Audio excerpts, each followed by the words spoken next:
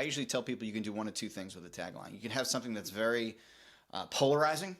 I used to have my tagline used to say the business coach who actually runs a business, right? So that was an actual polarizing tagline, but it didn't really say, what I did.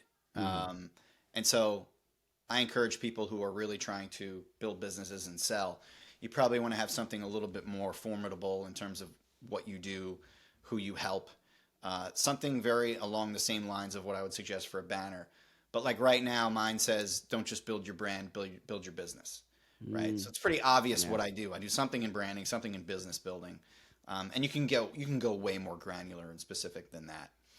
And then below that, you've got your call to action. And some people use what's called a button where it says like view my website. I actually don't use that because I think, unfortunately, that blends in a little too much with other buttons. Yeah.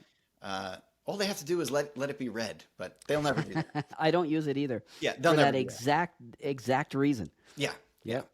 It's almost like Google Ads, like blending into a page. Yeah. You know what I mean? Yeah. Tricking the reader.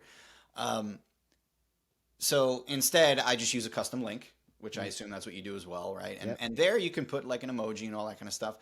The character count's a little bit low. It's only 40, which kind of sucks.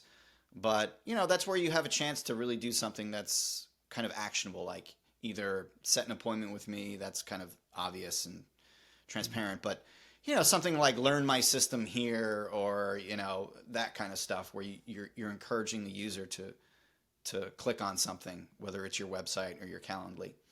And then below that, you've got your about section. That's really important.